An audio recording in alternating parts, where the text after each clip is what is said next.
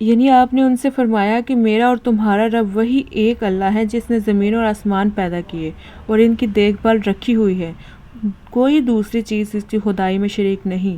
آپ نے قسم کھا کر ان سے فرمایا، اور قسم اللہ کی، جب تم پیٹھ پھیر کر چلے جاؤ گے تو میں تمہارے بتوں کا علاج کروں گا۔ یہ آپ نے اس لیے فرمایا کہ ان بتوں کو پوجنے والے آنکھیں کھول کر دیکھ لیں کہ جن کو ہم پوجتے ہیں ان میں تو اتنی بھی طاقت نہیں کہ وہ خود کی بچا سکیں۔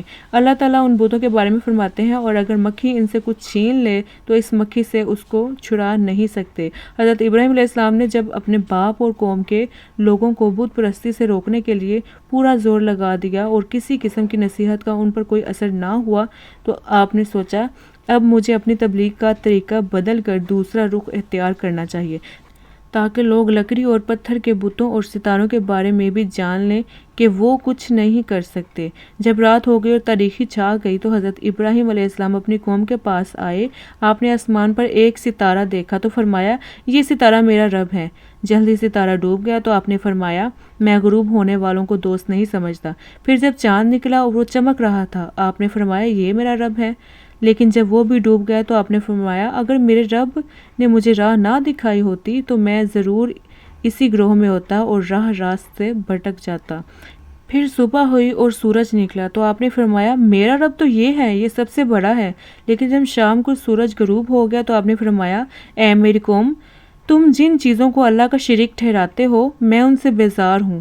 میں نے ہر طرف سے منہ موڑ کر صرف اسی ہستی کی طرف اپنا رخ کر لیا ہے جو آسمان اور زمین کو بنانے والا ہے، اور جس کے حکم اور قانون پر تمام زمین اور آسمان کی مخلوقات چل رہی ہیں، اور میں ان میں سے نہیں ہوں جو اس کے ساتھ شریک ٹھہرانے والے ہیں۔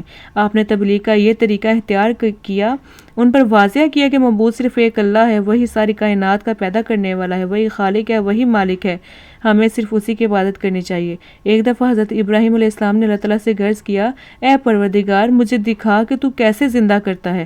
اللہ تعالیٰ نے فرمایا، کیا تجھے یقین نہیں کہ میں مردوں کو زندہ کر سکتا ہوں؟ آپ نے عرض کیا، یقین تو ہے، لیکن میں چاہتا ہوں کہ میرے دل کو تسکین ہو جائے۔ اب اللہ تعالیٰ نے فرمایا، 4 پرندے پکڑ لے، انہیں اپنے ساتھ پال تاکہ وہ تجھ سے مانوس ہو جائیں، تو ان کے ٹکڑے کر ڈال، پھر ان ٹکڑوں کو ملا جلا کر 4 پہاڑیوں پر رکھ دے اور ان کو بلا، وہ تیری طرف دوڑتے ہوئے آئیں گے، پس جان لے اللہ غالب حکمت والا ہے۔ یہ بھی کہا جاتا ہے کہ پرندوں کا کیمہ بنایا گیا، پھر اس کیمے کے 4 حصے کر کے ایک ایک حصہ ایک ایک پہاڑ پر رکھا گیا، اور اس وقت حضرت ابراہیم علیہ السلام نے ان کو ایک ایک بلایا تو وہ باری باری زندہ ہو کر آپ کے پاس آتے گئے۔ اس بارے میں روایت یہ بھی ہے کہ وہ پرندے بھی مختلف تھے، ان میں سے ایک مور، ایک مرغ، ایک کبوتر اور ایک کوا تھا۔ اس زمانے میں آپ کی قوم کا ہر سال ایک میلہ لگتا تھا، سب لوگ اس میں شرکت کے لیے شہر سے باہر جاتے تھے۔ میلہ لگنے کا وقت آیا تو سب جانے لگے۔ آپ سے بھی کہا گیا، آپ بھی ہمارے ساتھ چلیں۔ آپ نے انکار کر دیا۔ قوم نے اصرار کیا کہ نہیں، ضرور چلیں۔ تب آپ نے انہیں خاموش کرنے کے لیے مجبوراً فرمایا، میری طبیعت کچھ ناساز ہے، اور آپ واقعی ان لوگوں سے ان کی بت پرستی کی وجہ سے کٹتے رہتے، پریشان اور بے چین رہتے تھے، لہٰذا ان حالات میں یہ کہہ سکتے تھے کہ میری طبیعت کچھ ناساز ہے۔ ایسا کہنا جھوٹ میں شامل نہیں تھا۔ وہ لوگ بتوں کے ساتھ ساتھ ستاروں کو بھی پوجتے تھے۔ آپ نے جب یہ کہا کہ میں کچھ بیمار ہوں تو ساتھ میں آپ نے ستاروں کی طرف دیکھا۔ اس سے وہ لوگ یہ سمجھنے لگے کہ حضرت ابراہیم علیہ السلام نے ستاروں کے ذریعے یہ جانا ہے کہ آپ عنقریب قریب بیمار پڑنے والے ہیں۔ آپ کی یہ بات سن کر وہ آپ کو وہیں چھوڑ کر چلے گئے۔ یہی آپ چاہتے تھے، اس طرح آپ کو موقع مل گیا کہ ان جھوٹے خداؤں کی خبر لے سکے۔ ان لوگوں کے جاتے ہی آپ بت خانے میں جا گھسے اور ان سے کہنے لگے، تم کیوں نہیں کھاتے، کیوں نہیں بولتے؟ پھر آپ جا گھسے ان میں اور دائیں ہاتھ سے انہیں ضربیں لگائی اور اس طرح انہیں ٹکڑے ٹکڑے کر ڈالا، لیکن آپ نے سب سے بڑے بت کو نہیں توڑا، اسے اسی طرح رہنے دیا تاکہ وہ لوگ آ کر اس کی طرف متوجہ ہوں۔ پھر جب قوم کے لوگ واپس آئے اور انہوں نے اپنے بتوں کو ٹکڑے ٹکڑے پایا، ان کی یہ حالت دیکھ کر کہنے لگے، یہ ناشائستہ حرکت اور یہ گستاخی ہمارے دیوی دیوتاؤں کے ساتھ کس نے کی ہے؟ کچھ لوگوں نے حضرت ابراہیم علیہ السلام کے منہ سے یہ الفاظ سن لیے تھے کہ میں تمہارے بتوں کا علاج کروں گا۔ یہ خیال آتے ہی کہنے لگے، ہم نے ابراہیم کو بتوں کو برا کہتے سنا ہے، یہ کام ضرور اسی کا ہے۔ اس پر کچھ لوگوں نے کہا، تب پھر اسے یہاں لے آؤ۔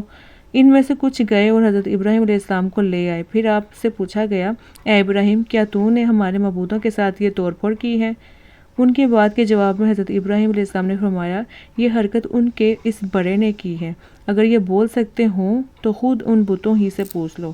آپ کے کہنے کا یہ مطلب تھا کہ تم لوگ مجھ سے کیوں پوچھتے ہو؟ اس بڑے بت سے کیوں نہیں پوچھا جو صحیح سالم کھڑا ہے؟ کلہاڑا بھی اسی کے ہاتھ میں موجود ہے جس نے بتوں کو توڑا گیا، ظاہر ہے کام اسی کا ہے۔ اور یہ کہنے سے آپ کا مقصد بتوں کی بے بسی ثابت کرنا تھا۔ مشرکوں نے آپ کی بات سن کر کہا، اے ابراہیم تو جانتا ہے بت بولا نہیں کرتے۔ پھر وہ شرم کے مارے سر جھکا کر بیٹھ گئے۔ یہ بات تو حضرت ابراہیم علیہ السلام ان پر واضح کرنا چاہتے تھے کہ یہ بت جنہیں تم اپنا معبود خیال کرتے ہو، یہ نہ تو بول سکتے ہیں، نہ سن سکتے ہیں، نہ کسی کا نفع پہنچا سکتے ہیں، نہ نقصان۔ چنانچہ آپ نے ان سے فرمایا، تو کیا تم خدا کو چھوڑ کر ایسوں کی عبادت کرتے ہو جو نہ تمہیں کچھ نقصان پہنچا سکتے ہیں نہ نفع؟ تف ہے تم پر اور ان پر جن کو تم خدا کے سوا پوچھتے ہو، کیا تم اتنی بات بھی نہیں سمجھ سکتے؟ اس قدر واضح بات بھی نہ سمجھ سکے، ان کے دلوں پر قفل لگ چکے تھے۔ بت پرستی سے باز آنے کی بجائے الٹا وہ حضرت ابراہیم علیہ السلام کو تکلیف پہنچانے کی تدبیریں سوچنے لگے۔ ادھر اس وقت کے بادشاہ کو بھی حضرت ابراہیم علیہ السلام کے بارے میں یہ سب باتیں معلوم ہو گئیں۔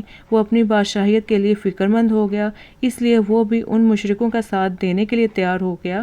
اس کی وجہ یہ تھی کہ نجومی اسے پہلے ہی خبردار کر چکے تھے کہ ایک بچہ پیدا ہوگا جو تیری حکومت کو تباہ کر دے گا۔